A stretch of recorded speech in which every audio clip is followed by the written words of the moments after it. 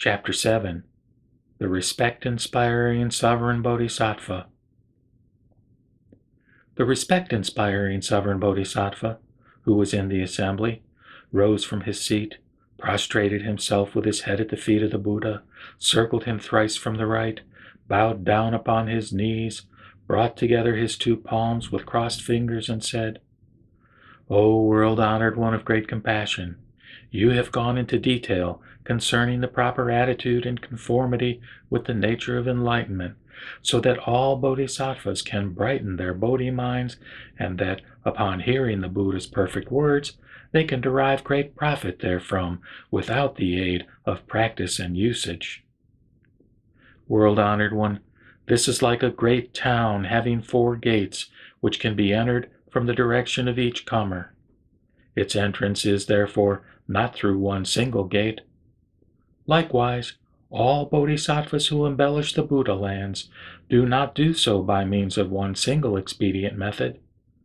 May the world-honored one teach us all the expedient methods of gradual self-cultivation and enlighten us on the different categories of practicers, so that the bodhisattvas in this assembly and future living beings in the period of the Dharma's termination can be quickly awakened in their quest of the Mahayana and sail quietly over the Tathagata's great nirvanic ocean."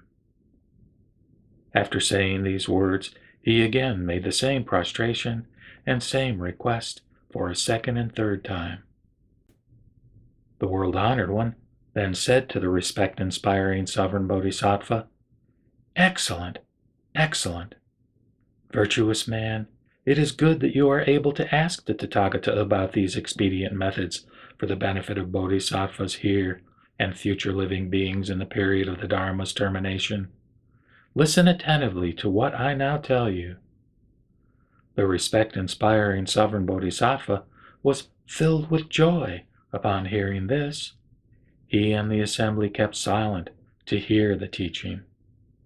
The Buddha said, "Virtuous man, the supreme, wonderful enlightenment which pervades all the 10 directions of space and begets all Tathagatas is of the same substance as all things and is one as regards all practices and conducts.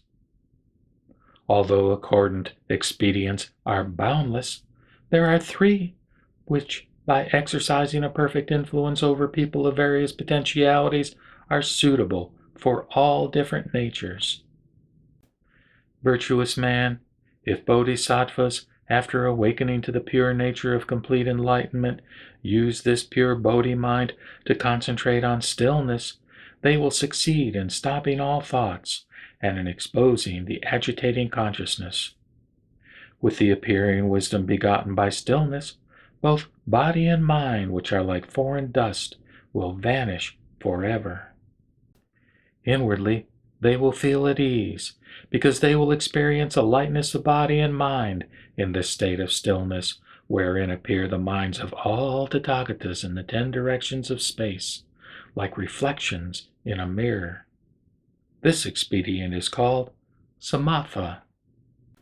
Virtuous man, if, after awakening to the pure nature of complete enlightenment, the bodhisattvas use this pure bodhi mind to understand that all consciousnesses, as well as sense organs and sense data, are but illusions and transformations, they will give rise to all kinds of illusory wisdom to eradicate illusory basic ignorance. While transforming illusions, they convert illusory beings. By giving rise to illusory wisdoms, they feel at ease inwardly because they experience a lightness of body and mind in their great compassion. By so starting, and by making gradual progress in this meditative study, they will realize that which looks into illusions differs from these illusions, and also from the illusory meditation, wherein all involved are but illusions. Thus, all illusions are permanently kept away. Thus, these bodhisattvas bring their meditation to perfection, like the ground from which the sprout springs up. This expedient is called samapatti. Virtuous man, If, after awakening to the pure nature of complete enlightenment, these bodhisattvas, in the use of this pure Bodhi mind, grasp neither illusions and transformations nor all states of stillness, they will see clearly that body and mind are hindrances. They will be free from basic ignorance. They will not cling to obstructions, and they will be beyond both the hindering and non-hindering states forever. They will feel at ease and comfortable in the use of body, mind, and universe. And while still in the phenomenal world, they will be like far-reaching sound of a musical instrument, for neither klesha nor nirvana can obstruct them any longer. Then, inwardly, they will experience a lightness of body and mind, and will feel at ease in this state of stillness and extinction of passions. Thus, this stage of wonderful enlightenment will be in harmony with the condition of nirvana, which is beyond body, mind, and the conception of an ego and a personality, and wherein that of a being and a life is just a passing thought.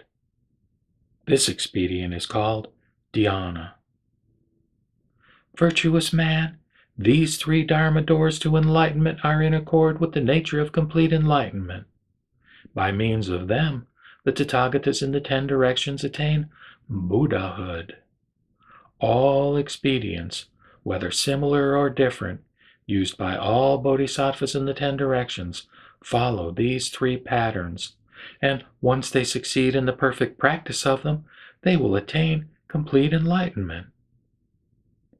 Virtuous man, if a man in his practice of the holy Tao teaches, converts, and succeeds in guiding hundreds, thousands, tens of thousands, and hundreds of thousands of people to attain arhatship and pratyeka Buddhahood, he cannot be compared with another man who, upon hearing about this unhindered Dharma door to complete enlightenment, follows and practices it in an instant. To repeat his instruction, the world-honored one read the following gatha. Respect-inspiring, you should know that the unsurpassed mind of Bodhi is non-dual in its reality. As to expedient methods, without limit is their number. In the Tathagata's teaching, there are 3 categories. Stillness experienced in samatha is like reflections in a mirror. The illusion like samadhi is a shoot that gradually grows. Dhyana is still and passionless as the sound of instrumental music. These 3 profound Dharma doors with full enlightenment accord.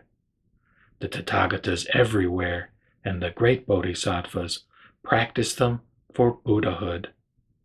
Perfection in these 3 is called final nirvana.